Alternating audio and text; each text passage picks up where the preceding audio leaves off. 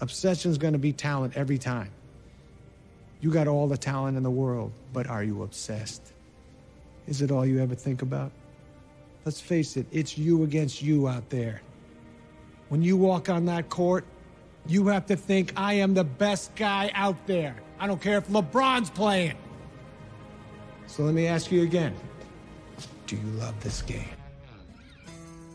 Yeah. Let's go.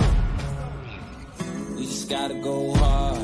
I go the hardest. I bring the pain. Not what you used to. It's all part of the game. Yeah, I just gotta go hard. I just gotta go hard.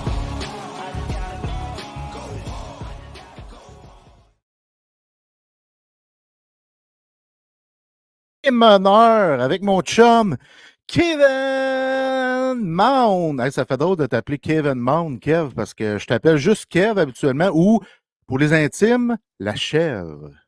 Ouais, sinon il y a le Kevin M-A-W-N, comme ta copine aime si bien dire. Ouais, ou la Keventure aussi, que j'utilise de temps à autre. Je suis un gars qui aime les surnoms. Hey, avant qu'on lance le show, je veux remercier tous les gens qui ont pris la peine de nous écouter parce qu'il y en a eu des milliers. Tu sais, si on fait le calcul avec toutes les capsules qu'on a partagées, plus le show qu'on a mis sur YouTube, la réponse est là en sacre bleu. Je fais attention à mes sacs, Kev, des fois Facebook, tu sais, comment qui est un peu. Hein? Fait que je vais faire attention le plus que je peux, mais ça se peut que de temps en temps, il en sorte. Bref, je veux vraiment remercier ces gens-là parce que c'est grâce à eux qu'on est là, qu'on existe, puis qu'on peut partager nos anecdotes, nos histoires, notre musique, nos idoles et tout ça. Fait que vraiment, là, merci tout le monde, merci. Mais oui, merci infiniment de nous avoir écoutés. Puis, tu sais, j'ai reçu beaucoup de commentaires positifs, puis ça nous pousse juste à continuer. Ça a été vraiment plaisant de vous lire, de vous écouter. Ça a été. Non, j'ai été vraiment agréablement surpris. Tu sais, je veux dire, je crois que notre recette est plaisante, elle est fun à écouter. Tu sais, on nous a dit que ça s'écoutait bien. Puis non, c'était vraiment plaisant de recevoir vos bons commentaires. Puis on va continuer sur cette voie, étant donné la belle réponse qu'on a reçue, comme Jeff l'a souligné. Ouais, puis le Là, oui, vas-y. Non, Je voulais dire le pire dans tout ça, c'est qu'on voulait faire 35 minutes, 40 minutes, tu sais, on va essayer de ne pas être trop long, mais oublie ça. Les anecdotes sont tellement longues à raconter et intéressantes aussi que c'est plus long que prévu, mais les shows vont durer 1h05, 1h10 finalement, puis on va y aller avec ça. Ben exactement, tu sais, puis justement, en ayant un temps limité, ben on dirait que tu te limites un peu dans tes propos, tu veux pas aller trop loin. Fait que tu sais, on va mettre la sauce, comme on dit. Là. On mettra pas de timer. Il arrivera s'il arrivera, puis on est prêt à tourner là. Là, en entrée de jeu, mon Jeff, là, tu voulais parler d'un certain Freddie Freeman, là, que son nom est pas mal viral dans ces jours-ci, là, en raison de la Série mondiale. Puis Freddie Freeman, je le souligne, c'est un joueur vedette des Dodgers de Los Angeles, récemment champion de la Série mondiale, comme j'ai mentionné. Fait que tu voulais jaser de lui aujourd'hui, mon Jeff. Ouais, c'est important pour moi parce que là, la Série mondiale qui vient de se terminer, qui était avec les Dodgers, l'une de mes équipes favorites dans le baseball majeur, ça a comme venu réveiller quelque chose en dedans. Puis je ne veux pas rentrer tout de suite dans le baseball parce qu'on va en parler tantôt, mais c'est venu vraiment me chatouiller en dedans. Puis ça me fait du bien en sacrament d'écouter la Série mondiale. Puis Freddie Freeman, là, honnêtement, je le classe dans la catégorie des plus vrais des vrais. Tu sais, on a plusieurs qu'on va mettre dans les plus vrais des vrais, mais ça, c'en est un parce qu'il a marqué l'imaginaire sur le terrain parce qu'il a frappé 4 bombes, 4 circuits, 4 longues balles lors des 4 premiers matchs de la Série mondiale contre les Yankees de New York. Ça, c'est un fait d'armes qui est incroyable, mais lors du premier match, en manche supplémentaire, la 10e manche, il claque ce qu'on appelle dans le jargon un walk-off home run. Fait que ça a fait en sorte que les Dodgers ont gagné le premier match en 10e manche. Mais ça, cette claque-là, cette frappe-là, ça l'a marqué, oui, le récit étoffé du baseball majeur, parce que ce qu'il a fait là, c'est colossal. Là. C'est absolument incroyable. Ça ne s'était pas passé chez les Dodgers depuis 1981. Ce type de coup de circuit-là, en 10e manche, en manche supplémentaire, je capotais, je sautais au plafond, nanana. Mais tu sais, là, je parle de Freddie Freeman, le joueur sur le terrain, qui est l'un des meilleurs premiers buts du circuit, sinon le meilleur. 35 ans aujourd'hui, s'approche plus de la retraite, mais a quand même connu une carrière colossale. Il va continuer à jouer pour les Dodgers au fil des prochaines années parce qu'il y a un contrat qui se termine, je ne sais plus quelle année, mais il avait signé un contrat de 6 ans. Fait que, bref, ce que je veux dire de Freeman, ce qui est bien important de partager ici, c'est que lui était blessé à la cheville, puis il est revenu au jeu.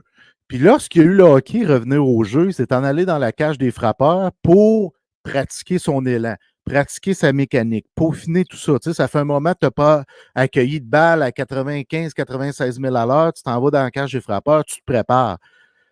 Ben oui. Il y avait à peu près 10 élans de fait, puis là, il a senti quoi au niveau des côtes, un genre de picotement, comme du feu qui picotait. Il dit, voyons, qu'est-ce que j'ai eu là? T'es plus capable de marcher. C'est ses chums qui l'ont emmené jusqu'à la radiologie. Ben, dans le vestiaire des joueurs, ils ont fait des tests. Ils n'ont pas vraiment vu ce qu'il y avait. Au moment où il était là, il retourne chez eux. Puis le soir, il reçoit un appel des docteurs des Dodgers. Viens-t'en tout de suite au stade. C'est important. Il s'en va au stade. On apprend qu'il y a une côte de brisée. Ça, c'est avant la Série mondiale, là. Ouais. Mais lui, il s'est dit, regarde, je joue. Habituellement, ce type de blessure-là, je ne me souviens plus du nom exactement de la côte qui s'est blessée. Là. Je ne suis pas médecin, puis je n'ai pas une grosse mémoire au sujet des blessures en médecine. Là. Fait que, bref, il y a une côte brisée. Habituellement, ça prend plusieurs mois de guérison puis de réadaptation, puis tu ne peux pas jouer. Mais lui, il a joué pareil. Fait qu'il est allé sur le terrain, la cheville en compote, la côte pétée, puis il a connu des moments de gloire, 12 points produits, 4 circuits. Il a été le MVP de la Série mondiale. Il a fait gagner, il est l'un des artisans principaux qui a fait gagner les Dodgers de Los Angeles. Puis ça, ce leadership-là, colossal de Freeman, amène d'autres gars à dire hey, moi, je veux faire la même affaire. C'est ce qui est arrivé avec Shohei Ohtani, qui s'est blessé à l'épaule, si je ne me trompe pas, dans le deuxième match. Il a volé un but, il y a une glissade qui a été mal exécutée, s'est blessé à l'épaule. Lui, c'est ça. Le mal, il est là. C'est difficile quand je prends mon élan, mais moi, je veux jouer. Je veux être là avec mes chums pour la Série mondiale. Oui, Ohtani n'a pas été très éclatant pendant la Série mondiale, honnêtement, mais il était dans l'alignement. Il voulait être là. Puis, tu sais, quand tu as un Shohei Ohtani dans le rectangle des frappeurs, il y a une intimidation qui se passe au niveau de la butte. Évidemment, le lanceur est intimidé. C'est Shohei Ohtani qui est le meilleur joueur de baseball au monde si c'est pas de tous les temps. Fait que tu sais, tu as une intimidation quand même qui soit là. Pas connu de grande série mondiale, comme je l'ai dit, mais il était là, puis ça, il y a un peu de Freeman là-dedans.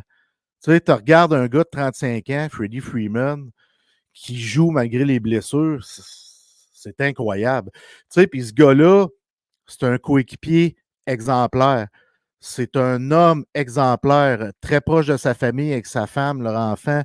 Lui, il n'a pas eu vraiment de mère qui est décédé du cancer quand il était très jeune. C'est son père qui l'a élevé, donc lui, il doit beaucoup à son père. Tu sais, c'est vraiment une belle histoire, Freddie Freeman, là. Comme homme, avant, tu sais, oui, c'est un joueur, un leader et tout ça, mais comme homme, puis on a vu la preuve, Kev, quand il a eu son MVP, tu sais, il nomme Freddie Freeman MVP, nanana, il s'en va en avant, puis il dit, tu sais, c'est pas le trophée le plus important. Moi, le trophée important, c'est celui de l'équipe, celui de la Série mondiale. Le Ben oui. trophée du commissaire, c'est celui-là le plus important. Fait que tout de suite, il est passé à autre chose. Il voulait pas que ce soit sur lui, les projecteurs. C'est l'équipe qui a gagné, puis lui, il était un artisan colossal de la Série mondiale des Dodgers. La deuxième en 4 ans, puis la 8e de leur histoire. Ben oui, ça fait toute une belle histoire. Puis tu sais, les gens qui me connaissent, bien évidemment, moi, j'étais un fan des Yankees. Fait que c'est sûr que je n'étais pas particulièrement enchanté par le résultat final. Mais quand j'entends ce type d'histoire-là, ben, c'est sûr que ça vient beaucoup rejoindre mes valeurs, surtout au niveau du leadership, de l'exemple et tout ça. Là, tu sais, je veux pas jouer avec une côte cassée, il faut le faire. Là. J'ai jamais eu de côte cassée, mais apparemment, c'est extrêmement douloureux. Fait que ça prend du leadership, ça prend du courage. Puis, je veux pas, je pense pas que le gars il a fait ça pour lui. Là. Il a fait ça, regarde, mon équipe a besoin de moi. Ils ont besoin tant sur le terrain que sur le banc, parce que c'est un grand leader. Les gars l'écoutent, les gars l'observent. En plus, c'est un vétéran, comme tu l'as mentionné. Un gars mi-trentaine, tu sais, ça se respecte beaucoup. Fait que non, ça fait vraiment des belles histoires. Puis au final, ça rend un peu la défaite des Yankees, elle passe un petit peu mieux, disons, là, on va dire ça comme ça. Ah, moi, je criais dans mon salon, tout le monde était couché, tu sais, ça s'est terminé, il était près de minuit. Ouais. J'étais excessivement content. Là, on va parler d'un gars que j'aime, puis que t'aimes toi aussi. Tu as choisi The Rock. D'entrée de jeu, tu as choisi de parler de The Rock, puis je suis content. Parle-moi de The Rock. Parle-nous de The Rock, parce que lui aussi, c'est un leader ultime. Yes, Seigneur, The Rock, là. Tu sais, on parlait de Kobe Bryant au premier show. Sérieusement, en termes de mentalité, en termes d'implication dans parce que The Rock a fait plusieurs activités professionnelles dans sa carrière, mais en termes d'implication dans ses projets et tout ça, là, ça se rapproche de Kobe Bryant, là, sérieusement. Et The Rock, ça a tout le temps été un grand modèle pour moi, tu sais, parce que veut pas, il est dur à manquer, là, une grande stature. C'est un gars de 6 pieds 4, 6 pieds 5. Ça- une pas pire charpente de muscles, on va dire ça comme ça. Non, c'est un mastodonte, là. C'est un monsieur de rock, tu sais.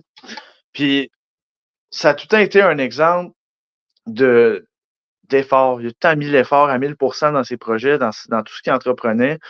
Puis il faut pas oublier, tu sais, tout le monde connaît The Rock l'acteur, tout le monde connaît The Rock le lutteur. C'est un entertainer, tu sais, The Rock qui est comme ça. Mais il arrive de loin, il faut pas oublier ça. Il y a eu une jeunesse pas mal difficile, tu sais, il était vraiment dans la. Tu sais, il n'y avait pas des grands moyens avec sa famille et tout ça, c'était très difficile. Puis The Rock il avait un rêve quand il était plus jeune. Son rêve ultime, là, c'était de jouer dans la NFL. Au départ, The Rock, il jouait au football. Puis, tu Ouais. sais, avec la shape qu'il avait, c'était très légitime de le voir là-dedans. Fait qu'au final, il a tout fait pour pouvoir jouer dans la NFL. Il est allé à l'Université de Miami. Finalement, il était bon, puis il se débrouillait. Puis finalement, il a subi une grosse blessure importante à l'épaule. OK? Puis finalement, ça a été assez dévastateur qu'il n'a pas été repêché dans la NFL. Fait que finalement, The Rock, il s'est tourné vers la Ligue canadienne de football. Lui, il s'est dit, bon, ben, quand j'ai pas pu faire la NFL, fait qu'on va se tourner vers une autre ligue, tu sais. Puis finalement, il a joué pour les Stampeders de Calgary. Ça a pris 2 mois, puis il a été coupé. Alors, ça fonctionnait pas, là. Il a été coupé de l'équipe avec 7 piastres dans ses poches. Lui, j'ai regardé des entrevues, puis justement, après, quand il a été coupé, la première affaire qu'il a faite, c'est ouvert son portefeuille. Il dit OK, j'aurais aimé ça acheter une maison pour mes parents, vu qu'ils m'ont tellement donné dans ma vie. Puis malheureusement, avec 7 piastres, ben, c'était pas possible. Fait qu'il a regardé son portefeuille, il y avait 7 piastres dedans. T'sais. Puis The Rock, son père puis son grand-père, c'était des lutteurs. Fait que là, lui, il s'est dit, ben, pourquoi pas faire comme la tradition familiale? Fait qu'il s'est tourné vers la lutte, puis on connaît, c'est sûr, dans l'ère moderne, on connaît pas mal plus The Rock, l'acteur, mais The Rock a été pendant longtemps une superstar de la WWE. Là.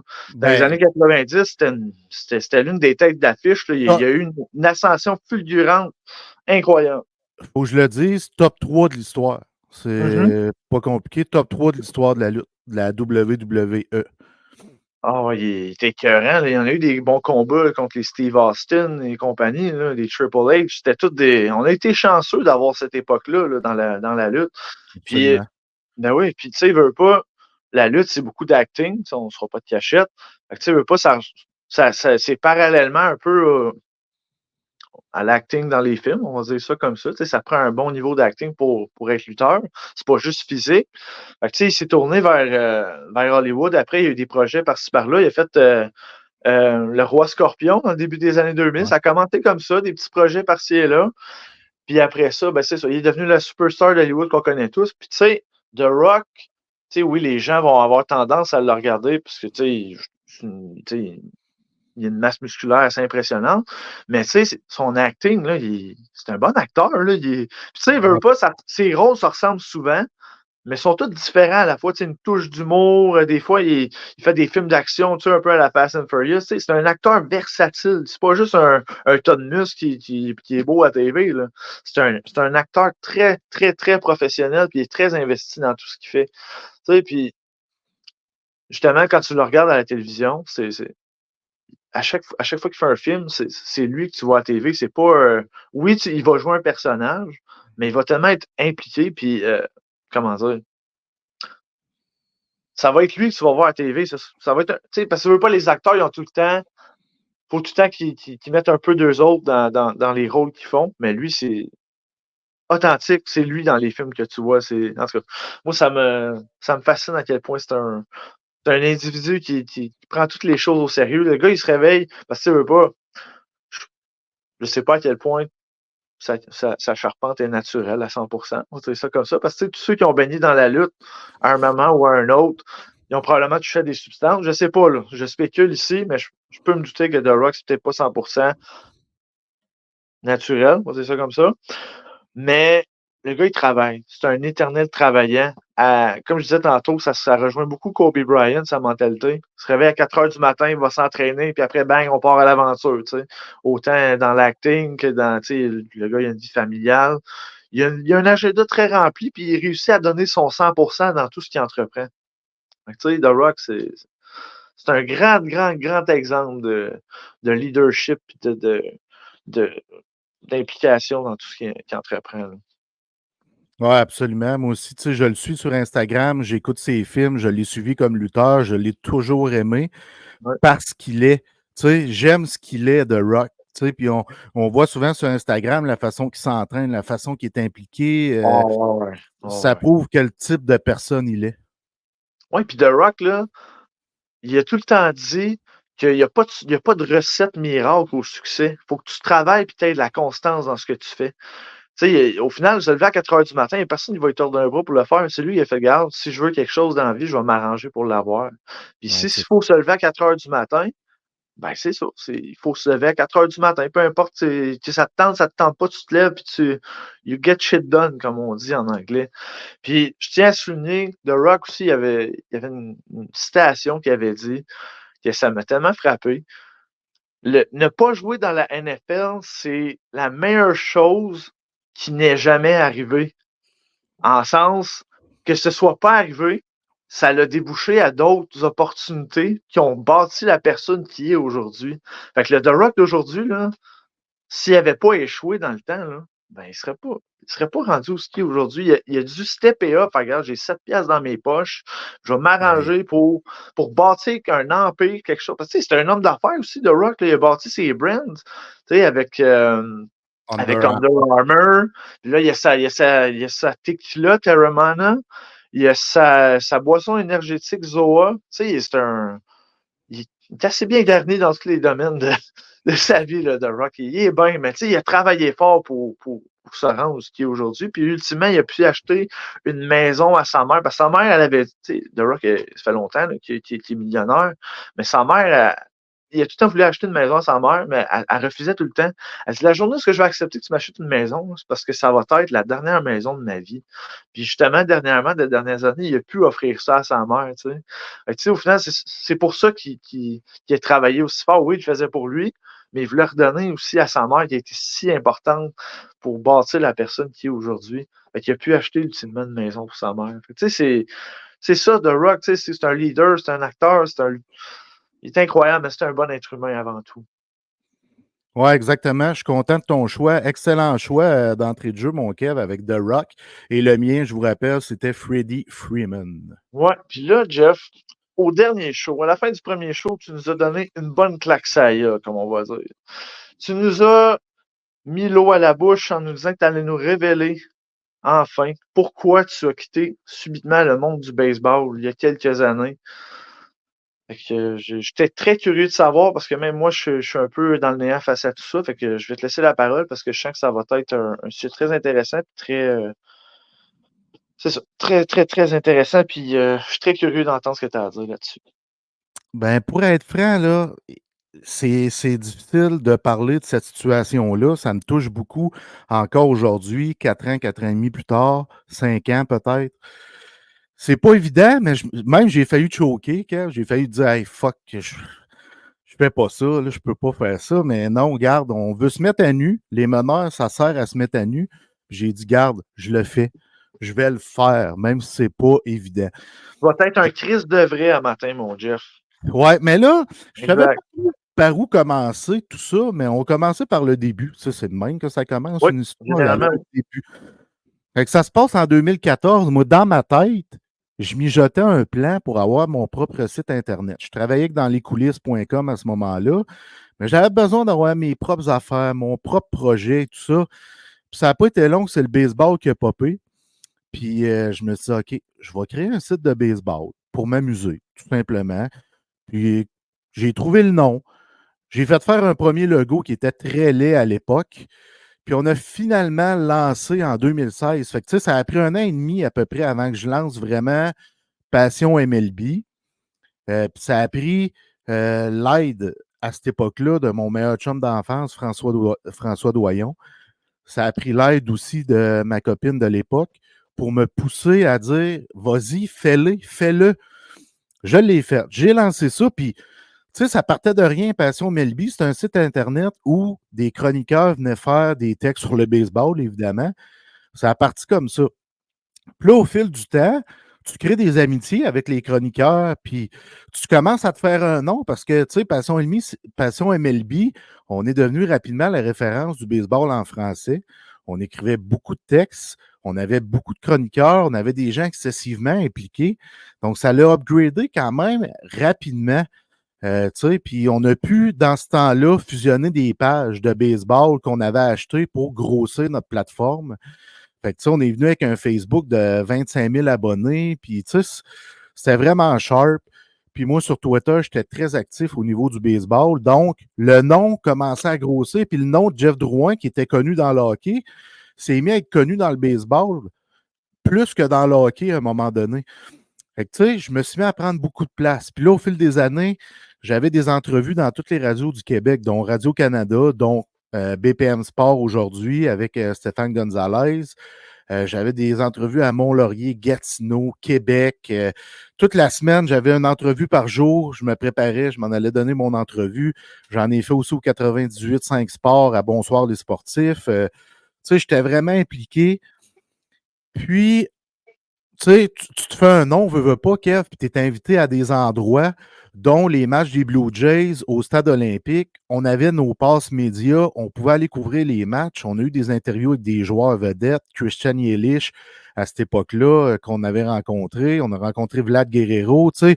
Vlad commençait à cette époque-là. J'ai touché à toutes ces choses-là. Je me suis fait des amis comme Mark Griffin, qui est devenu un ami, Derek Aucoin, qui est devenu un ami, tu sais, très serré. J'ai pu faire un podcast avec Jacques Doucet, avec Roger Brulotte. Tu sais, j'ai connu tout ce monde-là du baseball au Québec qui connaissait Jeff Drouin par son apport au baseball. J'ai rencontré Denis Coderre à plusieurs reprises, qui était un fan fou de baseball. Tu sais, puis il avait même vanté mes mérites à la radio, disant que j'étais très impliqué dans le monde du baseball au Québec. Tu sais, c'était une belle histoire, vraiment. On a fait un party qui s'appelait la Fête du baseball à Repentigny. On a toutes entre guillemets, les stars du baseball étaient invités. On avait un DJ sur place, on avait de la bouffe, on a fait du podcast. C'était incroyable, là, les gens qui avaient là, dont Denis Coderre, Derek Aucoin, Jérémy Filosa, Perry G, qui est le plus grand collectionneur des articles des expos, était là. Jacques Doucet était là. Tu sais, on a eu du gros monde qui sont venus, puis on avait fait ça spécial. Donc, on avait le droit à 70 invités, parce que la salle, sinon, allait être trop pleine. Fait que les 70 invités qui voulaient venir payaient un montant X, qui n'était pas très, très cher. Fait que ça a été sold out dans la même soirée. Fait que ça a été une très, très, très, très belle réussite. Puis à travers tout ça, je m'étais créé un projet avec Derek Aucoin qui s'appelait 2 balles, 2 prises. Jeff et Derek, 2 balles, 2 prises. On avait un show sur Facebook. On était produit dans ce temps-là par Podcast Production de mon chum Martin Godette. Puis on sortait un show 2 par semaine. On a eu vraiment du gros fun. Puis ça, évidemment, ça allait exploser. 2 balles, 2 prises. Souvent, on faisait des réunions avec les gens qui nous écoutaient. On allait à Cage au Sport. Les gens venaient, on donnait des cadeaux. Tu sais, c'était vraiment sharp. Puis c'était 2 balles, 2 prises. C'était poussé par Passion MLB, évidemment. Fait que, tu sais, c'était pour la première fois de ma vie, Kev, là, je me sentais vraiment sur mon X. Je sentais pas ma boussole qui tournait, puis qui tournait, puis qui tournait, mais avant ça, la boussole tournait. Le moment où j'étais dans le baseball, pendant 6 ans, où j'étais dans le baseball, la boussole, elle tournait pas. J'étais sur mon X, j'étais bien, j'étais confortable avec moi, je me sentais moi. Tu sais, c'était la première fois de ma vie, je pouvais dire, aïe, aïe, je suis en train de réaliser de grandes choses. avec le vrai Jean-François Drouin, parce que mon vrai nom, c'est Jean-François. Fait que c'était vraiment une fierté. Puis même, j'avais des conférences dans les écoles où j'allais parler de la compagnie Passion MLB, parce que là, Passion MLB, en 2014, c'était embryonnaire avec un logo qui était laid et tout ça. 2016, on lance le site avec le même logo laid, mais sur l'itinéraire de tout ça, ben là, on a changé de logo, je pense, en 2017, avec vraiment un logo fait par un graphiste. Je me suis mis à coacher au baseball. Puis l'équipe que je coachais, les jeunes que je coachais, moi, je coachais mon neveu, je suivais mon neveu avec le même groupe d'âge. Fait que j'ai eu ces jeunes-là pendant 4-5 ans. Mais à un moment donné, on s'est appelé Passion MLB. On a commandité une équipe. Fait que c'était moi qui la dirigeais. Les conférences dans les écoles que j'ai nommées. L'hiver, je faisais des cliniques. Je louais un gymnase avec 6, 7, 8 de mes jeunes qui venaient pendant l'hiver s'exercer. Fait que là, on peaufinait la technique au bâton, la technique de lanceur, la technique pour courir, parce qu'il y a une technique pour courir. Tu sais. Là, on développait ça avec les enfants. Je chargeais zéro. Là. Tout ce que je chargeais, c'est qu'on paye le gymnase à la gang. J'ai même monté à Repentigny avec un de mes lanceurs, Fredo. Sa mère, je salue sa mère, Annie, et son père, Benoît. C'est des amis personnels. Annie était une grande... Annie, qui est une grande leader, est un morceau très important dans ma vie.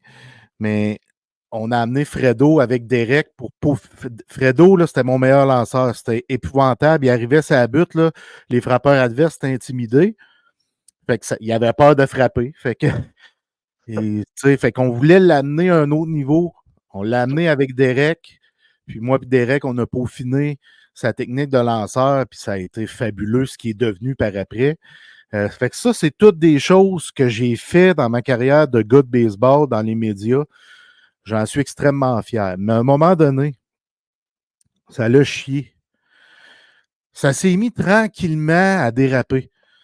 Je vais te dire honnêtement, à chaque fin d'année de baseball que je coachais, chaque fois, je disais, c'est ma dernière année dans le coaching. Les parents, des fois, c'était tough à gérer, tout ça. Mais tu sais, j'avais Annie qui était là comme mon pilier, qui finissait toujours par me ramener. Hey, Jeff, le baseball, c'est la vie. Puis, tu sais, nanana. Fait que, tu sais, elle me ramenait tout le temps dans le droit chemin, mais, tu sais, comme gars anxieux, mais l'émotion, des fois, elle prend le dessus. Puis là, tu dis, moi, tout sacré ça là. Mais j'avais tout le temps quelqu'un pour me ramener, tu sais. Fait que ça m'aidait à step up, puis à dire, crime, je baisse pas les bras, je continue. Mais à un moment donné, comme je l'ai dit d'entrée de jeu, quand j'ai lancé Passion MLB avec mon meilleur chum d'enfance puis ma copine de cette époque-là, ben là, mon meilleur chum d'enfance m'annonce qu'il part. Je me souviens plus exactement c'est quand. Je pense que c'est au début 2019, à peu près. Et il m'annonce qu'il part. Hey, sérieux, là, puis il était vraiment impliqué. Puis lui aussi, il coachait des enfants au baseball. Il est venu aussi au stade. Tu sais, il était très impliqué. Il écrivait beaucoup de textes. Là. C'était un passionné fou. Il m'annonce subitement qu'il quitte. J'ai jamais catché pourquoi. Jamais. Puis je le cache pas plus aujourd'hui. Puis ça me fait mal. Ça me fait mal longtemps parce que c'était fou ce qu'on a réalisé ensemble dans ce domaine-là. Puis on avait un show aussi, outre 2 balles 2 prises avec Derek, j'avais un show aussi avec mon meilleur chum, François Doyon. On avait un show qu'on faisait une fois par semaine. On parlait de baseball, de l'actualité. Puis on avait aussi le podcast Passion MLB. Fait que je te dis, on était vraiment là, très impliqués. Puis il m'annonce qu'il part à un moment donné. Ça a fait mal. Là. J'ai mis un genou au sol. Puis là, je me suis questionné. Voyons, je continue dessus. Qu'est-ce que je fais? Fait que j'ai mis un genou au sol là. Ça a fait vraiment mal. Quelques mois plus tard, Derek Aucoin, qui était devenu un ami très personnel, je n'ai pas compté comment ça s'était amorcé avec Derek, mais tu sais, j'étais ami Facebook avec, puis à un moment donné, il m'a écrit pour me dire Hey, j'aimerais ça qu'on discute, Jeff, parce que ça l'intriguait Passion MLB, puis c'est là qu'on a tissé une amitié. Ça s'est passé peut-être en 2017 où on s'est mis à développer une amitié. Fait que bref, je reviens vers 2019 où le Tank Doyon, parce que c'était son surnom, Frank le Tank, m'annonce qu'il quitte.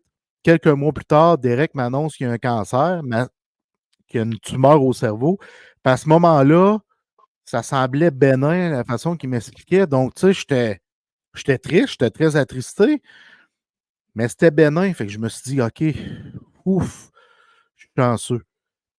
Ben, je suis chanceux. Il est chanceux que ce soit bénin, il va s'en sortir, ça va bien aller, wow, tu sais, il va pouvoir continuer avec sa femme, son fils Dawson et tout ça. Finalement, quelques semaines plus tard, l'opération survient, puis finalement, c'est un cancer qui est incurable. Là, il m'appelle pour m'annoncer ça, puis je me souviens, j'ai été en tournoi de baseball à l'île Perrot avec mon équipe des Patriotes, 11-12 ans. Puis il m'appelle pour me dire ça. Tu sais, Jeff, il dit, je ne sais pas comment tu vas réagir en raison de ton anxiété, mais il faut que je te le dise, vu notre amitié, mon cancer est incurable.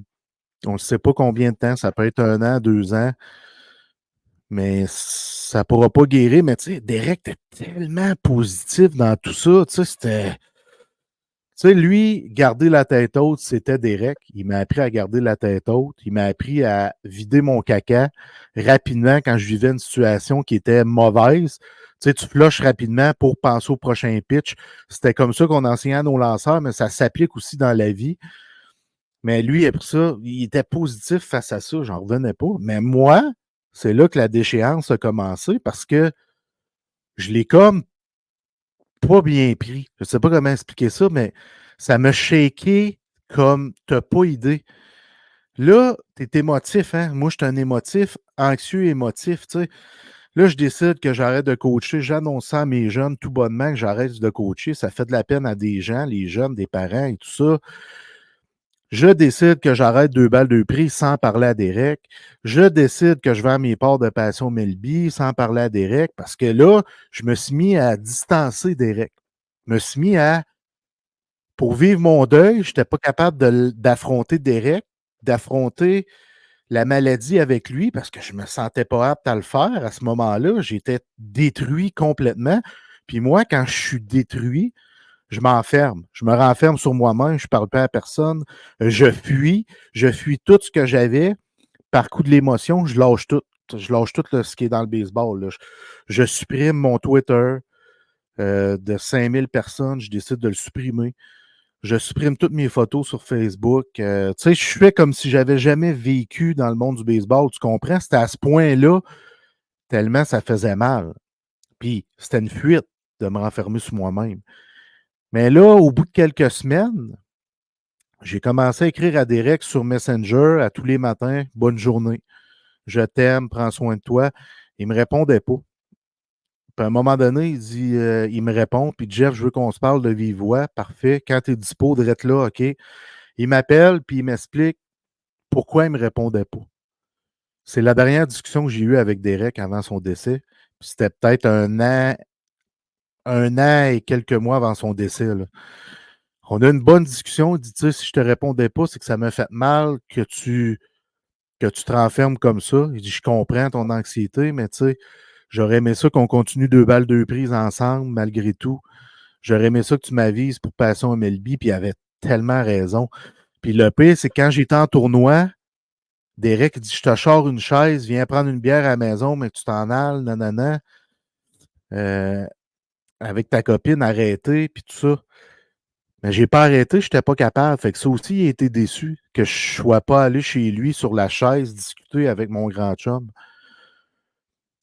Mais après cette discussion-là, je me suis encore renfermé en disant calique que je ne suis pas correct, puis tout ça. Puis je me suis enfermé, puis là, c'est quand tu te renfermes, puis que tu veux mettre la poussière en dessous du lit, ben moi, je me crée un personnage. C'est tout le temps ça que j'ai fait. Je me crée des personnages. Fait que je me suis mis à me créer des personnages. C'est-à-dire, quand tu te crées un personnage, c'est que tu vas t'accrocher à d'autres choses. Tu vas être passionné d'autres choses. Tu vas t'impliquer à fond la caisse dans d'autres choses de façon très intense pour oublier ce qui te fait mal. Moi, c'est comme ça que j'agis. Fait que c'est ce que j'ai fait. Je me suis raccroché au hockey, au basket. Puis là, tu t'accroches. J'ai essayé même le football, tu sais. Mais tu essayes plein de choses qui ne sont pas nécessairement toi, mais qui te gardent passionné parce que c'est nouveau. Fait que tu te gardes passionné comme l'étincelle du début de coupe. Ouais. Fait que ça te permet d'oublier. Mais c'est pour ça que tu butines. Là, un bout, c'était le basket. Puis là, un bout, c'était la NFL. Puis là, un bout, c'était les espoirs du hockey. Puis je me promenais comme ça. Un bout, c'était la musique plus punk. Un bout, c'était la musique plus métal. Parce que quand une passion était moins papillon, là, je m'en allais m'accrocher à un autre. Tu comprends-tu? C'est Ouais, comme parce que ça dure pas, ces sentiments-là. Là, c'est de courte durée. exact. Puis c'est de courte durée, puis c'est des sentiments que tu veux t'accrocher qui sont pas nécessairement vrais, entre guillemets, tu sais. Non, c'est ça. Fait que c'était comme ça que je m'accrochais. Fait que là, les mois passent.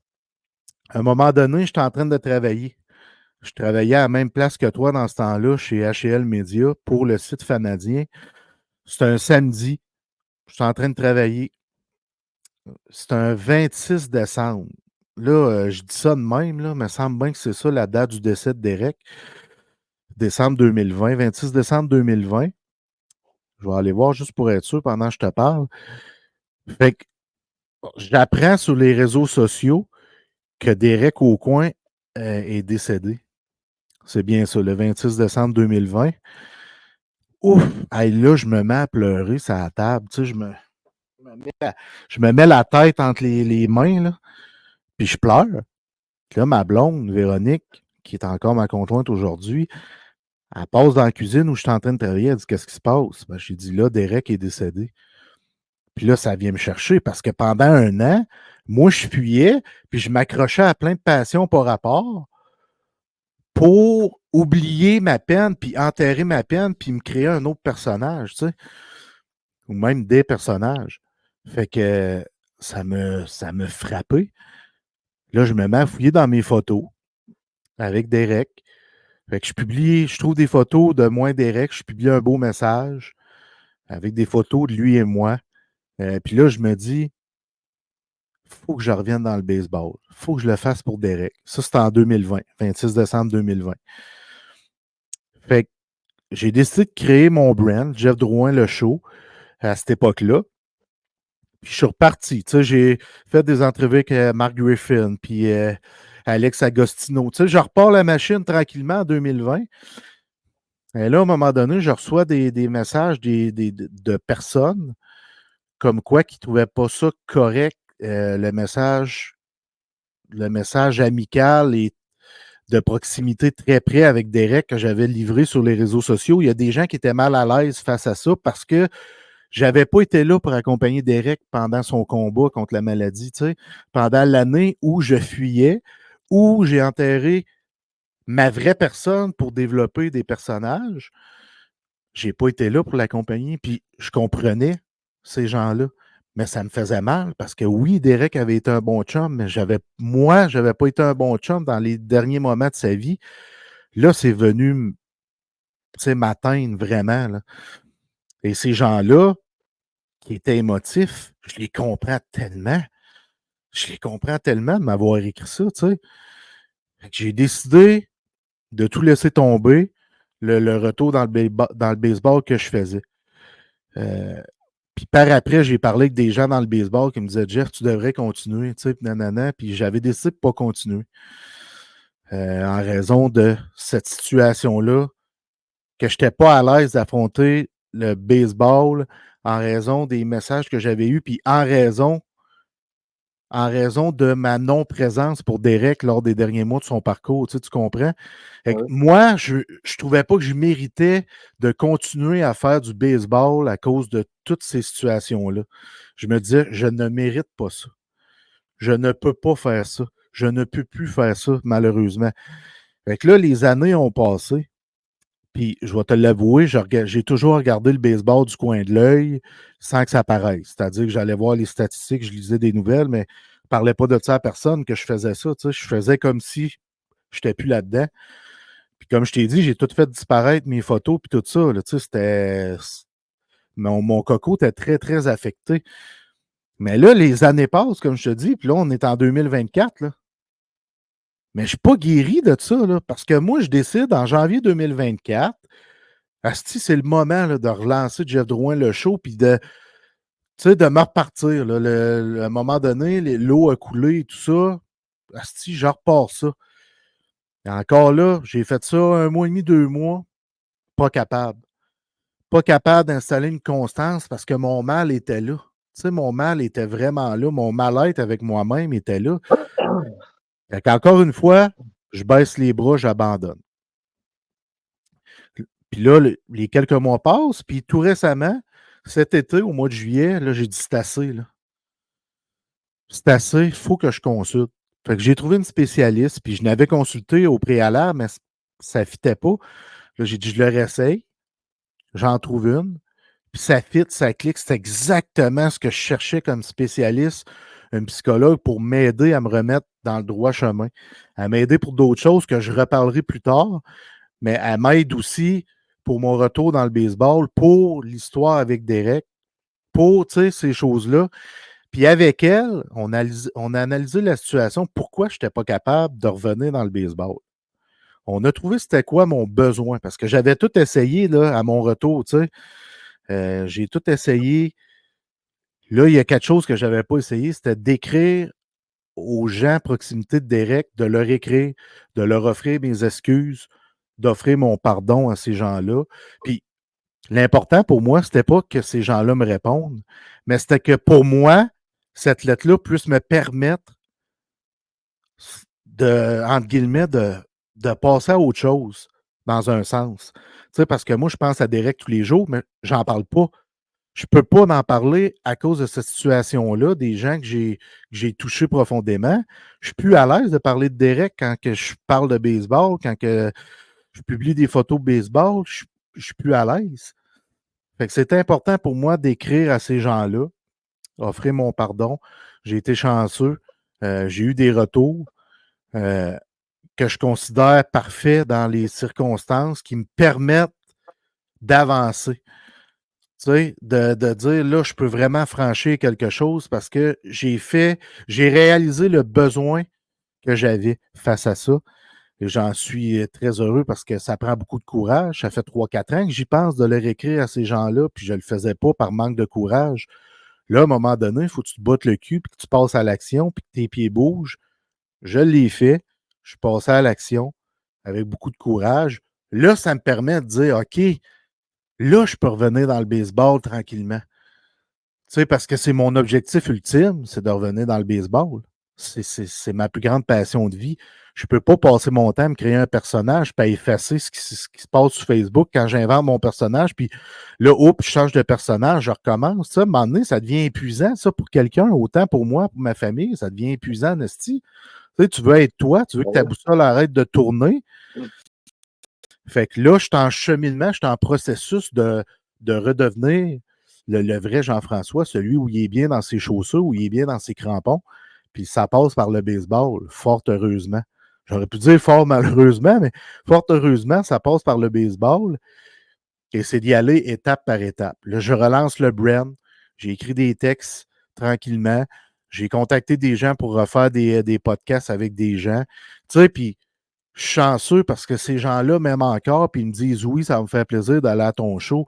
C'est une chance que j'ai parce que je considère que j'ai abandonné ces gens-là aussi parce que j'étais proche d'eux autres. Mais quand j'ai tout laissé, en raison de ce que je viens d'expliquer, j'ai abandonné beaucoup de gens, mais ces gens-là sont encore là aujourd'hui, finalement, tu sais. Puis ils m'aiment, ils me respectent, puis c'est vrai aussi pour l'inverse, fait que je suis content. Je vais pouvoir repartir la machine comme ça. Continuer de travailler avec ma psy qui me, qui m'a sauvé la vie ou qui m'a permis d'avoir une deuxième chance avec ses judicieux conseils, puis avec mon ouverture d'esprit de vouloir embarquer là-dedans, tu sais, c'est important. J'aurais pu être fermé d'esprit puis dire non, je ne suis pas capable de faire ça, j'ai pas de courage, mais asti, il faut comprendre notre courage à un moment donné, puis que tu sais, elle m'a botté le derrière. Super poliment, par exemple. Mais ça m'a permis de me remettre les pieds en action puis d'effectuer des gestes que j'aurais peut-être pas effectués si j'avais pas décidé à un moment donné, c'est assez. Là. Moi, je veux être bien. Je suis encore jeune. J'ai encore beaucoup de temps devant moi. J'ai besoin que je règle ça. Il faut que j'arrête de. Tu sais, comme je l'ai dit, j'ai essayé de le régler au préalable, mais je parlais jamais des vraies affaires. Là, avec elle, je me suis dit, je me mets à nu. Pareil comme avec les meneurs, je me mets à nu et je dis la vérité, je dis ce qu'il y en est, je dis c'est quoi, comment, pourquoi. Fait que là, ça a apparu, puis j'ai pu faire un gros pas vers l'avant. C'est le fun, en esti. J'en ai fait plusieurs vers l'arrière, mais là, j'en fais vers l'avant. Ça, c'est encourageant, là, parce que le passé, je ne peux plus le redessiner. Je peux plus refaire ce que j'ai pas fait ou ce que j'ai fait. Tu sais, Derek, j'ai pas été là pour l'accompagner. Malheureusement, il est plus là pour que je puisse obtenir un pardon, même si à tous les jours, chaque matin, je me lève, je lui dis salut Derek, je t'aime. Mais tu sais, il est pas là. Il est pas là. Exact. J'espère qu'il me voit de là-haut, mais comme je dis, je peux pas revenir en arrière, mais ce qui est important, c'est ce qui s'en vient, ce qui est là Ouais. aujourd'hui, ce qui va être là demain. C'est comme ça qu'il faut que je bâtisse. Fait que voilà, je sais pas si les gens ont compris quelque chose dans tout mon brouhaha, Kev. J'espère que toi, tu as compris et tu as appris des choses, mais c'est Ouais. ça l'histoire de quitter subitement le baseball et de tout disparaître et de tout effacer. Ben écoute, ça a été. J'ai eu une couple d'émotions, là, durant ton témoignage. Ça a été. Ça en dit beaucoup sur le cheminement que tu as fait au fil des années. Puis oui, c'est ça, comme tu as dit, ta psychologue, elle t'a sauvé la vie, entre guillemets, mais tu sais, comme tu as dit, tu as pris action, puis je vais le dire parce qu'on l'a dit dans le premier show, puis on se le dit régulièrement, c'est dans l'action que l'on obtient des résultats.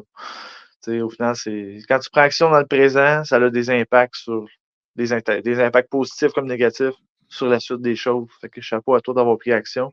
Puis tu sais, je savais, tu sais, j'avais eu une couple de comment dire, j'avais pas les informations exactes, puis pas de façon détaillée, mais je savais que tu te tapais beaucoup sur la tête avec comment tu as réagi face au cancer à Derek et tout ça. Mais je te l'ai dit l'autre fois, je pense pas, sérieusement, concrètement, dans les dispositions que tu étais dans le temps, que tu aurais pu gérer ça autrement. Je vois pas comment, tu sais, mettons, en ayant les informations exactes, je vois pas comment tu aurais pu gérer ça autrement dans les dispositions que tu étais. Fait que, tu sais, mais je suis content que tu aies fait ce travail-là puis que tu aies finalement réussi en partie à te pardonner tout ça. Je dis pas que c'est un processus qui est terminé, c'est un processus de le faire, Exact. mais je suis content d'entendre que tu te tapes moins ça la tête. Tu es comme, OK, regarde, à un moment donné, la vie, c'est aujourd'hui, puis il faut aller de l'avant. Tu sais. Fait que chapeau à toi de faire ce travail-là, parce que c'est pas tout le monde qui aurait le courage de faire ça, mais toi, tu le fais. Fait que chapeau, man. Ouais, je veux te remercier. Puis, tu sais, je veux aussi te souligner parce qu'on a ri là, la semaine passée en parlant de ça. Là. Tu sais, le gars cherche tellement qui abandonne son métier de blogueur qui est toute sa vie, qui décide. Euh, non, mais il y a plusieurs. Attends, il y a plusieurs choses qui se sont passées. Je décide je retourne chez l'ami Honda. Parce que ça fait 7-8 ans que je suis plus là, que je vis juste du blogging. Je retourne là 6 mois. Mais tu sais, le cheval blanc revient toujours au galop, ou Ouais. revient toujours dans son enclos, c'est-à-dire. Fait que je suis reparti de là en arrêt maladie, ça n'a pas été long. Puis après ça, aller classer de la bière. Ça, on va placer de la lavande dans les épiceries, Jeff Drouin. C'est écœurant. Ah, hey man, je te dis, là, c'est brûlant, là, se chercher, essayer de se trouver, pas se Ouais. trouver. Bref, ouais, Je tiens à te dire que j'ai pas de jugement envers les gens qui placent de la bière ou des épiceries. J'ai travaillé pendant 7-8 ans dans les épiceries, tout ça. Mais connaissant Jeff, je vois pas. Il n'y a pas de fit. Je vois pas comment ça pourrait. Je vois pas. Lui, je sais pas à quel point Jeff s'est dit OK, ça, c'est une bonne idée, on va aller faire ça. Let's go, on le fait. je ne sais pas, Euh, Kev.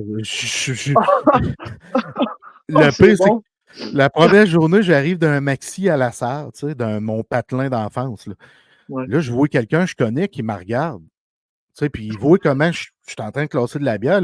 La personne que je vois, c'est quelqu'un que j'étais allé à l'école, puis quelqu'un qui sait que je blogue, là, puis qui tu fais là, lui, Chris. Tu Qu'est-ce sais, non, non, mais c'était la face qu'il a faite, ça voulait tout qu'est-ce que tu dire, fais là. là? Oh, c'est bon. Fait que non, c'est ça. Fait que ça fait partie Oh, du cheminement, du oh, cheminement, du cheminement, celui de main. Ouais, du les mains, cheminement. ça place de la bière, man. C'est ça. Ah, c'est ça. Oh, c'est écœurant. Bon, on est dans le segment Chris de vrai. Oui, On va poursuivre dans le segment Chris de vrai avec ouais, ton anecdote à toi, Kev, parce que toi aussi, t'en as une.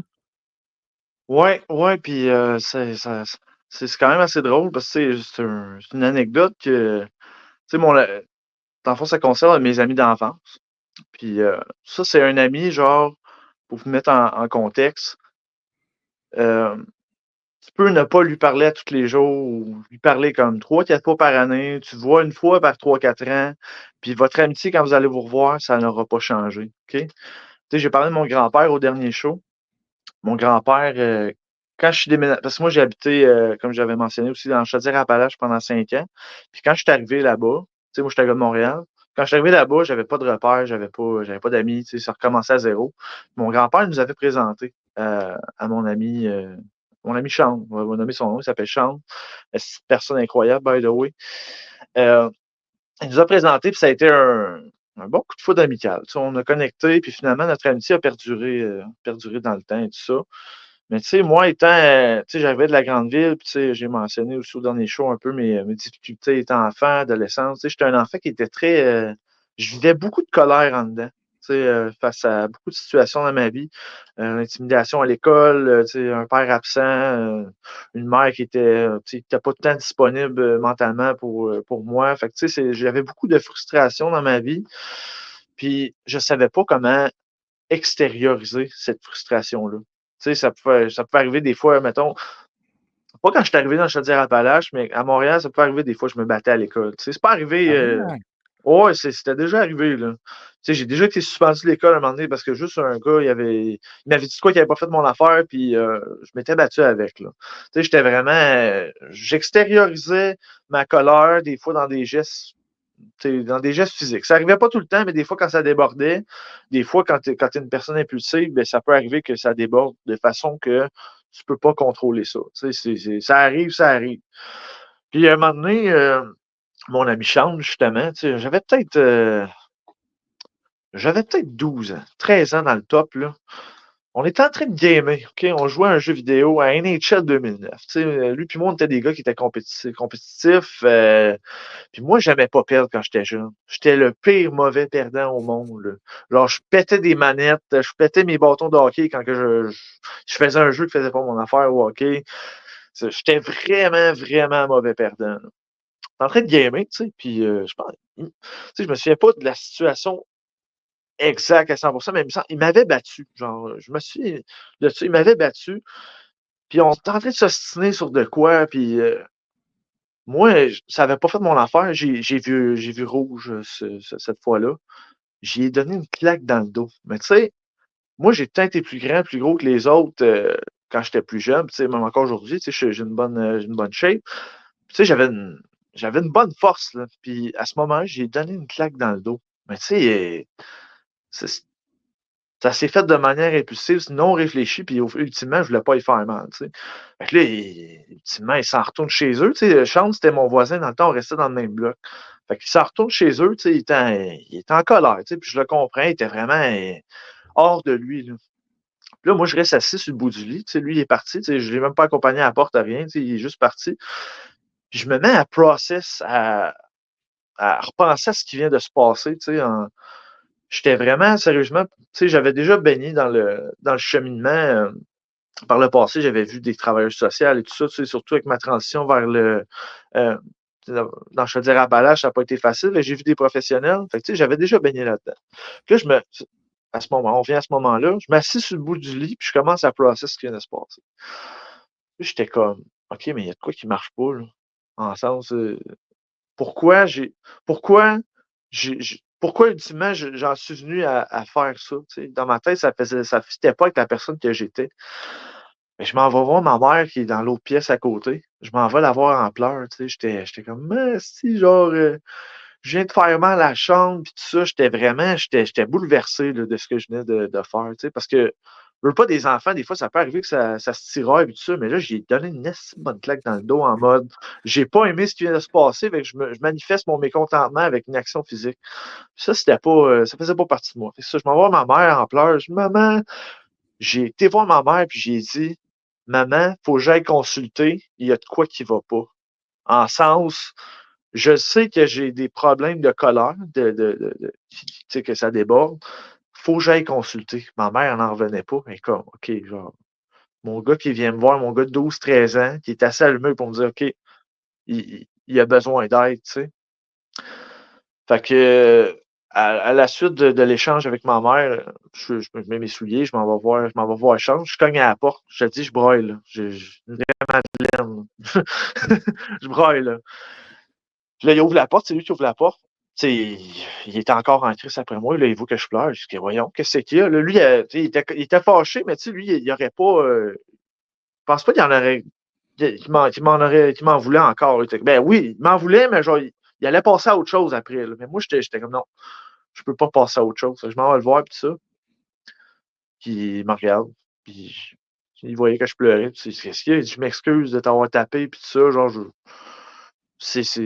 j'ai admis mon erreur, puis tout ça. Puis je vais aller consulter, puis ça, ça marche pas. Là. Fait qu'à partir de ce moment-là, j'ai posé action. Moi, ma mère et moi, on a pris des actions avec l'école tout ça pour recommencer à avoir une travailleuse sociale psychologue. Ben, j'avais arrêté de l'avoir. Puis j'ai décidé d'aller aller jouer un peu dans les zones un peu. Comment? Des paramètres du cerveau qui sont délicats. Exactement. J'ai décidé d'aller jouer dans les zones qui étaient un petit peu moins le fun avec la psychologue, la travailleuse sociale pour justement arriver à ce que ce genre de situation-là ne se reproduise plus. Fait que, tu sais, cette situation-là, autant elle était pas le fun sur le moment, tu sais, parce que je voulais pas faire mal à mon ami, même si c'était plus fort que moi à ce moment-là.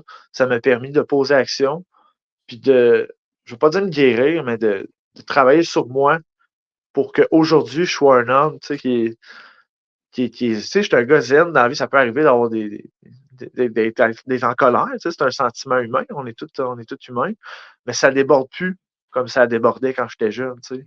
Fait que cette situation-là a fait en sorte qu'aujourd'hui, je suis le gars zen, puis en contrôle, que tu sais, ben, ça peut arriver, là, comme j'ai dit, que je peux être en colère, tout ça, mais ça déborde plus de façon à ce que ça a débordé quand j'étais jeune, tu sais.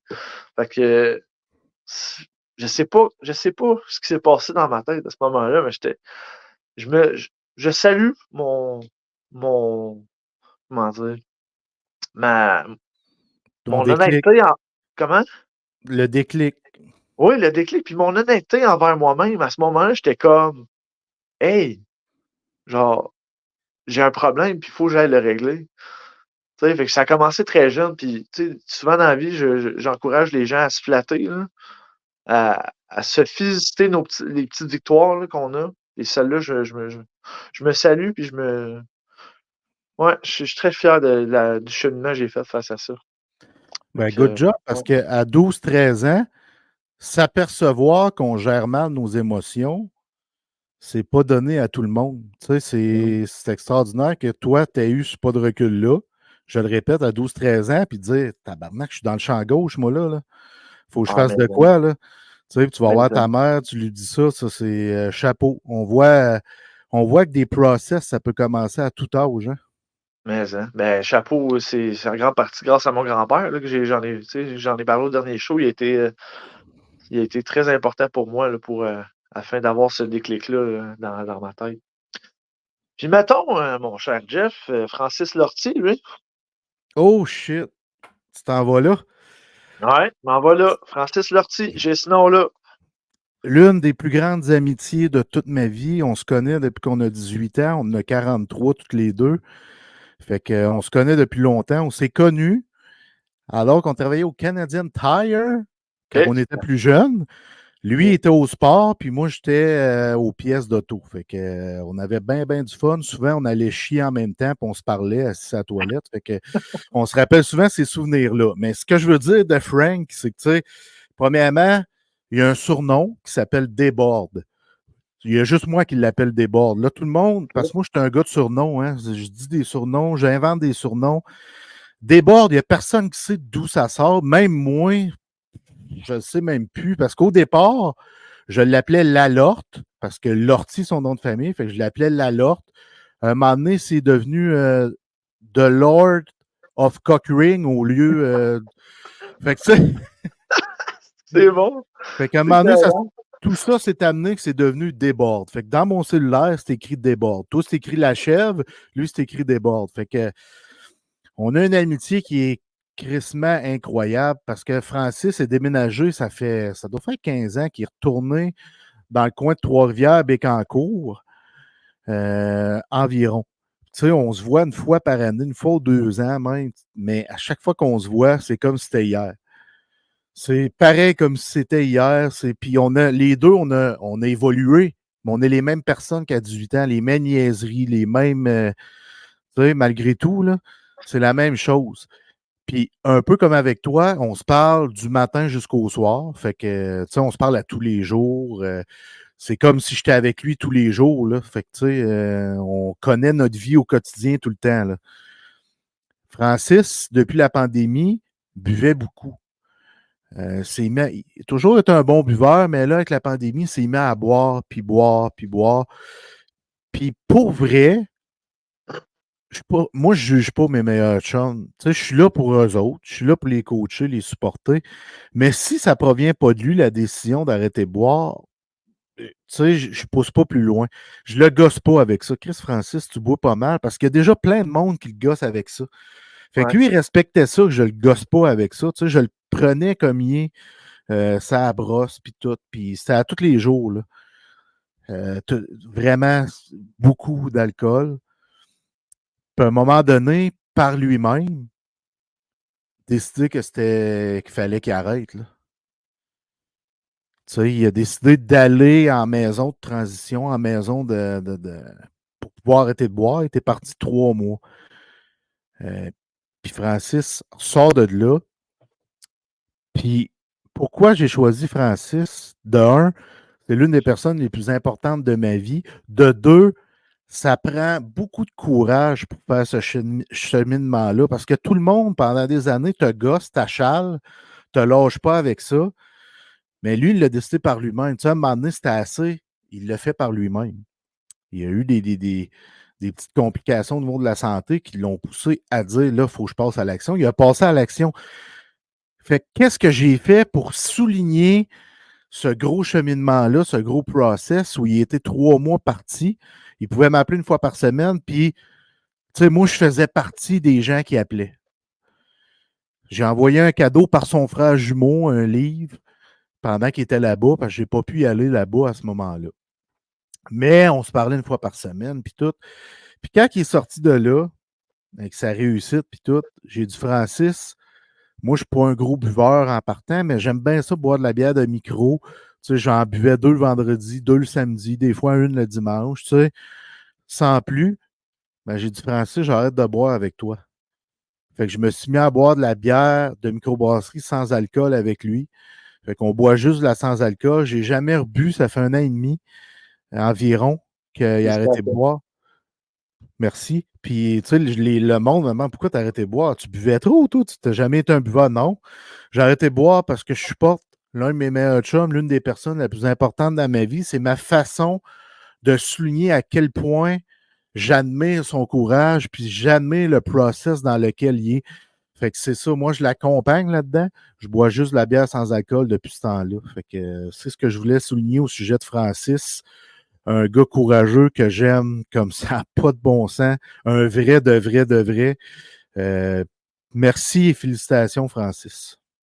Ben, les vrais reconnaissent les vrais, comme j'aime le dire. Tu sais, veux pas, c'est un grand geste de leadership que tu as fait là, par l'exemple. Tu es comme, garde, tu le fais, ouais, mais moi aussi, je vais le faire. Tu sais, ça démontre à quel point tu es un grand leader, mon Jeff. Puis, chapeau. Tu sais, même si c'était pas une corvée pour toi d'arrêter de boire nécessairement, tu sais, tu as dû changer tes habitudes de vie, puis tu l'as fait, tu sais, par ta propre initiative. Personne ne t'a tordu un bras, fait que chapeau pour le faire. Puis, félicitations à Francis. Je le connais pas, mais félicitations à lui parce que ça prend pour apporter des gros changements comme ça à ses habitudes de vie, ça prend du courage, de la volonté, puis de la constance. Tu sais, fait que chapeau à Francis.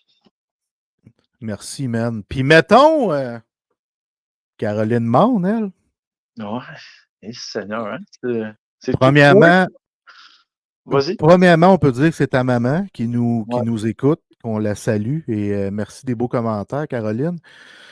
Et là, le temps est venu qu'on parle d'elle, Kev. Je sais qu'un peu comme moi, mon parcours avec Derek et le baseball, ça a été tough. Je pense que c'est un peu la même chose que tu vas ressentir, mais ça va te faire du bien, je te le dis. Ouais, j'ai juste.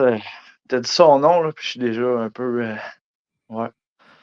Ma mère, tu sais, elle veut pas, depuis le début du premier show, j'ai pas nécessairement. Je me suis pas nécessairement ouvert sur ma mère, ben. Ça n'a jamais été à connotation, je dirais, positive, on va dire ça comme ça. Mais tu sais, j'ai parlé de ses dépressions un peu au premier show. J'ai parlé, tu sais, qu'elle était pas vraiment disponible mentalement pour moi. Tu sais, j'ai dit ça tantôt dans mon anecdote. Mais il faut pas oublier une chose. Ma mère, probablement la plus grande personne, la personne qui a le plus grand cheminement que j'ai vu dans toute ma vie, dans mon entourage, là. Ma mère, ouais, je reviens en 2005 à peu près. J'avais peut-être 2005, je fais le calcul, j'avais 7-8 ans à peu près. Ma mère, elle pèse 316 livres, OK? 316 livres, une femme de 5 pieds 7, 5 pieds 8, 316 livres, grosse dépression, cale des 2 litres de Pepsi par jour. Moi, je vois ça, tu sais. Puis ma mère était zéro patiente là, à ce moment-là, tu sais. Puis j'avais parlé de mon grand-père un peu au premier show aussi. Puis non, ça a commencé, dans le fond, ma mère est allée voir son médecin. Puis il a dit là, Caroline, faut que tu changes tes habitudes de vie, ben ça marche pas, tu sais. Parce que tu vivras pas vieux si ça continue comme ça. C'est ça que ça voulait dire. Tu sais, une femme de 300 livres, tu sais, à 5 pieds 8, tu sais, je veux dire, c'est ça. Tu sais, ça s'enlignait pas dans la bonne direction. Il a dit, faut que tu changes tes habitudes de vie, puis ça, puis faut que tu poses des actions. Fait que ma mère a commencé à aller prendre des grosses marches. Sérieusement, elle a commencé comme ça. On faisait des marches de 1 heure, 2 heures, 3 heures, des méchantes longues marches. J'ai commencé à tout couper, tout ce qui était le malbouffe et tout ça. Du jour au lendemain, OK, gars, c'est assez, mon médecin m'a assez drivé, il m'a assez fait peur pour que genre, je pose des actions. Puis tu sais, c'est elle qui a décidé de le faire, ultimement. Elle a commencé à prendre des longues marches, faire attention à ce qu'elle mangeait. Puis elle a perdu, là, sérieusement, 100 quelques livres. C'était assez incroyable en l'espace de pas longtemps. Là. Puis ça a été de la constance. Tu sais, ça a été un long cheminement de perte de poids. Là, ben, c'est là qu'est arrivé mon grand-père pas longtemps après. Tu sais, je vous parle de ça. C'était en 2005. 2006, mon grand-père est arrivé dans le décor. Puis c'est là qu'on a déménagé dans Chaudière-Appalaches. Puis à partir de ce moment-là, ma mère, tu sais, elle allait pas bien. Puis elle était en grosse dépression. Tu sais, c'était pas. Elle avait pas même cheminé dans sa vie. Tu sais. Puis ma mère, il faut pas oublier, elle m'a élevé tout seul. Tu sais, mon père il est parti pendant que ma mère était enceinte de 3 mois. Puis après ça, ils sont venus ensemble, puis ils se sont séparés quand j'avais à peu près 2 ans. Tu sais, ça a été in and out avec mon père. Fait que, ultimement, ma mère m'a élevé tout seul. Tu sais, puis on était très proches, ma mère puis moi, quand j'étais plus jeune. On a tout le temps eu une relation privilégiée. Tu sais, pas tout le temps, je dirais pas que c'était tout le temps sain. Tu sais, on était vraiment très, très proches. Puis, tu sais, pas, ma mère, tu sais, à un certain moment, j'étais son sauveur, ma mère. Là. C'est genre, elle se rabattait beaucoup sur moi pour lui sauver la vie. On va dire ça comme ça. Ma mère, si j'avais pas été là, elle me l'a dit souvent, probablement qu'elle serait plus de ce monde aujourd'hui. Elle me l'a dit une couple de fois. C'est pour ça que je dis des fois, c'était pas très sain. Tu sais, pour moi, j'avais reçu ça, tu sais, quand j'étais un enfant, puis j'étais OK, tu sais, genre, ma mère, elle dépend de moi, tu sais.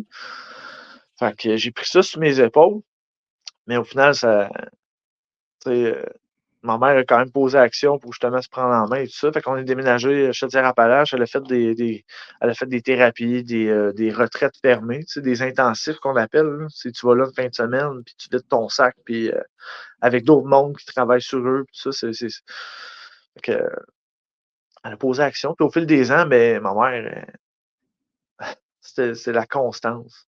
La constance. C'est autant dans son processus de perte de poids que de travailler sur elle au niveau mental. Ça a été, c'était un long processus, tu sais. Puis ma mère, a tout le temps été là pour moi, tu sais. Puis elle l'est encore aujourd'hui. Puis disons que je me considère chanceux d'avoir eu un modèle comme ça tôt dans ma vie parce que justement, ma mère, ça a été un grand modèle de constance, de mettre l'effort parce qu'à partir du moment où son médecin il a dit comme hey, si tu continues comme ça, là, tu seras plus là dans pas long. Tu sais. Elle a, tu sais, là, je te parle de ça, c'était en 2005. Encore aujourd'hui, en 2024, elle fait encore attention à elle. Puis là, tu sais, je me souviens pas de son poids, là, mais elle est en bas du 200 livres aujourd'hui. Tu sais, fait qu'elle elle a pris soin de sa santé, elle a pris ça en charge, elle a pris ça en main. Puis aujourd'hui, ben, ça l'a, ça a établi des standards dans ma vie, tu sais, en sens. La constance, le leadership, Ouais. Ouais. Le travail sur soi, là, je veux dire, mon grand-père, il venait la voir, il disait: Hey, Caroline, je suis prête à t'aider si tu veux. Tu sais. Elle aurait pu faire comme fuck off, ça m'intéresse pas. Tu sais. Au final, elle a décidé de prendre action. Regarde. Puis elle m'avait demandé en plus dans le temps, ça te tente-tu? Est-ce que tu serais ouvert à ce qu'on. Tu sais, elle avait été correcte de venir me voir. Elle aurait pu dire, regarde, on déménage en Beauce, puis en Chaudière-Appalaches, puis la elle est venue me voir, tu sais. Est-ce que tu serais-tu à l'aise? Est-ce qu'on tu sais, on saute dans l'aventure, tu sais? Puis au final, je dis, ben oui, tu sais, ça a été une grosse décision. J'avais mon cercle d'amis et tout ça. Puis au final, on est déménagé là-bas. Puis ma mère, aujourd'hui, ben, elle a fait tout ce travail-là grâce à l'appui de mon grand-père et puis le fruit de ses efforts, tu sais. Mais c'est ça. Ma mère, ça a tout été. Tu sais, mon grand-père, ça a été mon grand pilier. Étant plus jeune, ma mère, ça a peut-être été mon plus grand modèle. Et quotidiennement, depuis ce temps-là, c'est une force de la nature. Ma mère elle en a vécu vraiment beaucoup. Tu sais, elle a jamais. Elle a tout le temps eu des chums qui n'étaient pas corrects avec elle, puis tout ça. Elle a vécu toutes sortes d'affaires. Puis malgré tout, elle s'est tout le temps relevée. Puis ma mère, c'est quelqu'un, là, j'aime ça dire ça, puis c'est toi qui m'as un peu implanté ça dans mon cerveau. Donner le meilleur de soi-même au meilleur de ses capacités, là, ma mère, ça a été ça. Est-ce qu'elle a été une mère parfaite pour moi? Non. Parce que la perfection n'existe pas. La progression avant tout. Il n'y a pas de perfection. Mais c'est de la progression constante à chaque jour. À chaque jour de ta vie. Devenir meilleur à chaque jour. Ma mère, c'est ça. À chaque jour, tu sais, ma mère, je suis un peu comme elle là-dessus. Des fois, tu vas dire quelque chose qui va sembler comme un reproche. Ça dépend de la façon que tu vas le dire à la personne. Des fois, sur le coup, elle ne prendra pas tout le temps bien. Puis elle va faire, hein, ça ne me rejoint pas. Mais après ça, elle va process. Tu sais, moi aussi, je suis comme ça. Prendre une couple de jours pour y penser, une couple d'heures. Puis elle va te revenir, puis elle va faire comme, tu sais quoi, tu avais raison la dernière fois. Ce que tu m'as dit l'autre fois, là, ça m'a aidé à faire ce travail-là, puis à apporter des ajustements dans ma vie, tu sais. Fait que je salue ce travail d'introspection-là que ma mère est capable de faire. Parce que tu veux pas, ces actions qu'elle a posées, mais ça, moi, tu sais, quand tu es un enfant, quand tu es dans la phase de. L'enfant, ça absorbe tout, là. C'est comme une éponge. Ouais. Fait que, moi, je la regardais aller, ma mère, tu sais, en termes de perte de poids, cheminement, j'étais comme, aïe, aïe, genre. Tu sais, c'est qui, dans le fond, dans la vie? Tu sais, je veux dire, il y en a des gens dans mon entourage que c'est comme ça, mais ça arrive pas tout le temps parce que quelqu'un peut te dire, hey, moi, ma mère, là, elle a travaillé sur elle, elle a fait ça, ça, ça. Puis moi, j'ai eu la chance de le regarder aller, puis ça m'a aidé justement à baigner là-dedans pendant Ça aussi t'a longtemps. inspiré, ta mère, elle t'a inspiré aussi là-dedans, là, dans le Ben, c'est ça, cheminement, ouais, dans le vraiment. process, dans le leadership. Tu sais, Caroline, c'est une vraie de vraie, là. Tu m'en parles souvent de ta mère, puis tu me dis c'est une crise de vraie, là, tu sais. Ouais, t'as pas plus vrai que ça.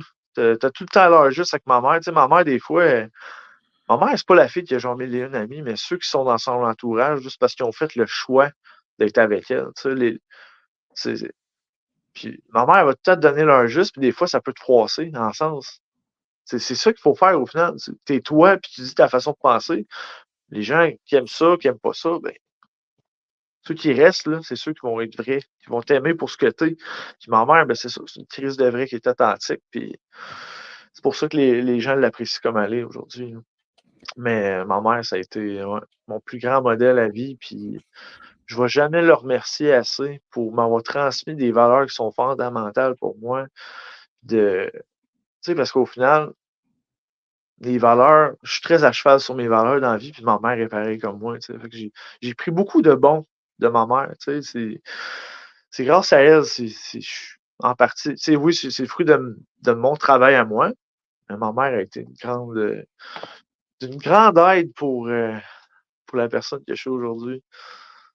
Ouais, non, chapeau à ma mère d'avoir fait ce cheminement-là.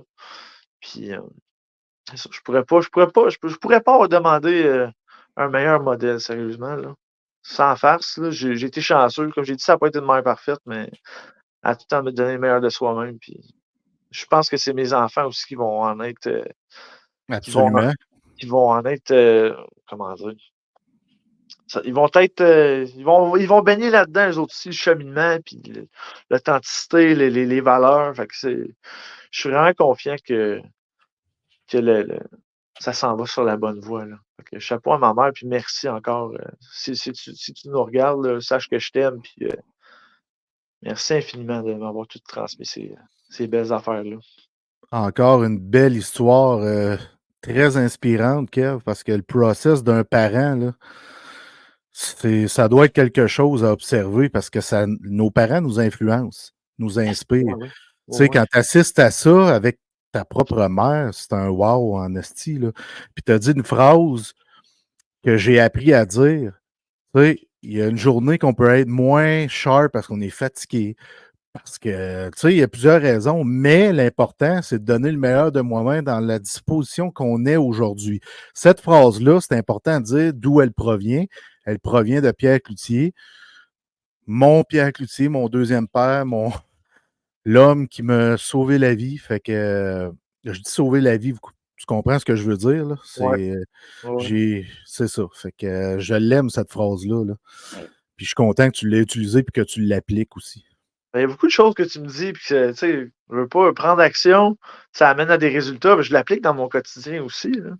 Mais donner le meilleur de soi-même, parce que veux pas, la façon dont tu parles en général dans la vie, puis la façon dont tu te parles à toi-même, c'est comme ça que tu vas.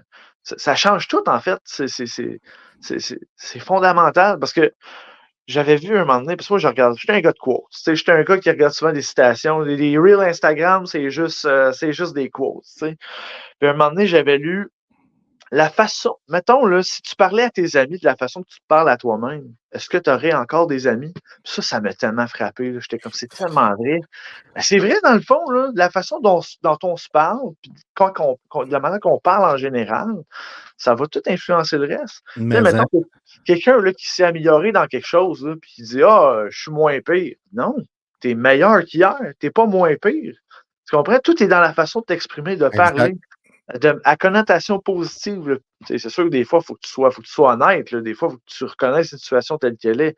Mais de parler de la manière plus positive possible, puis de ne pas se taper sa tête, d'être dans l'accueil, c'est important. C'est important. Il ne faut pas oublier qu'on est la personne la plus importante sur la planète Terre pour nous-mêmes. Oui, Tu amen. sais, c'est comme ça qu'il faut voir. Puis que moi, j'ai appris dans mes process avec des personnes que j'ai consultées à me c'est pas selfish de dire ça. Au Non, contraire, pas en si, tout. tu sais, si tu t'accordes le droit d'être la personne la plus importante, imagine comment ceux alentours vont rayonner. Tu sais, c'est comme ça qu'il faut le voir, là. C'est Ah ouais. important de le voir de cette façon-là, Kev. Puis je te remercie encore une fois pour le partage de ce passage-là. Puis mettons au sujet de ta mère. Ben écoute, merci pour toi, à toi aussi. Tu sais, ton passage sur le baseball, je sais à quel point ça te rendait anxieux, que tu n'étais pas bien, mais fallait passer par là. Tu sais, pour comment dire. Je pense Processer. processer, man, puis pas juste pour les autres, là, pour toi. Là. Je pense que ça t'a fait du bien d'extérioriser certaines choses, puis merci pour ce partage-là. Je pense que ça va t'aider dans ton processus, puis dans le chemin qui s'en vient. Mais hein, on est déjà rendu à la claque, ça gueule. Ça va vite un show. Tu sais, on a fait 1h18, on dirait que ça fait 10 minutes qu'on se parle. Avec Ouais. la claque, ça gueule, Kev. Je te laisse cette semaine. C'est toi, ça sera pas une tape dans le dos à ton chum Sean, mais ça va être une claque, ça gueule à ton chum Jeff. Ouais, écoute, pour le prochain show, là, je me suis fait poser beaucoup de questions. Parce que moi, ça fait 2 ans que je suis séparé de la mère de mes enfants. Puis souvent, on me demande pourquoi je me suis séparé de la mère de mes enfants, mais je vais révéler pourquoi, les raisons du comment, le processus qui a passé, qu'on a passé à travers pour en venir ultimement à cette décision-là. Je vais dire pourquoi je me suis séparé de la mère de mes enfants alors qu'elle était enceinte de 3 mois à ce moment-là. Fait que, ouais, ça va être ça pour le prochain show. La grosse claque sur la gueule. Ça Ouais. va être big. Puis je suis honoré parce que j'ai assisté plutôt à ce process-là entre toi et ta copine, ton ancienne copine. Ah, c'était probablement le plus gros cheminement de ma vie, puis il est encore présent ce jour. Là. Fait que j'ai hâte de vous partager ça. Ça risque d'être une autre séance émotive dans l'authenticité. Fait que non, j'ai vraiment hâte. J'ai déjà hâte au prochain show. Bon, ben parfait. C'est déjà tout pour les meneurs. Jeff et Kev qui ont été Yes. heureux de venir vous partager des anecdotes. Puis je vous rappelle, les meneurs, c'est à tous les lundis midi sur YouTube. On va sûrement aller ailleurs dans les prochaines semaines, mais pour le moment, on est sur YouTube. Puis comment ça marche les meneurs, Kev? C'est facile. Entrée de jeu, segment Chris de vrai, segment Pimoton. Puis on finit avec la claque. Je suis à la gueule. C'est comme ça que ça se passe. C'est des shows, finalement, que c'est pas une demi-heure, c'est 1h20. En tout Ouais. cas, merci à tout le monde qui nous ont écoutés. On vous aime beaucoup. Merci beaucoup. Merci, je tiens à faire un remerciement spécial là, pour notre vidéo d'introduction. Michel Fortin, c'est lui qui nous a concocté notre fameuse vidéo d'introduction avec Adam Sandler et les grands leaders que vous avez pu observer. Fait que chapeau à Michel. Puis si vous avez l'occasion là, d'aller voir son lien YouTube, sa chaîne YouTube, il fait du bon travail, il a été très, très professionnel. Fait que si jamais ça vous intéresse, allez sur notre page Facebook. Le lien de sa chaîne YouTube, il y est mentionné. Fait que merci encore à Michel d'avoir concocté ce chef-d'œuvre. Merci, Michel. On se revoit lundi prochain, tout le monde. Ciao. Ciao, à la prochaine.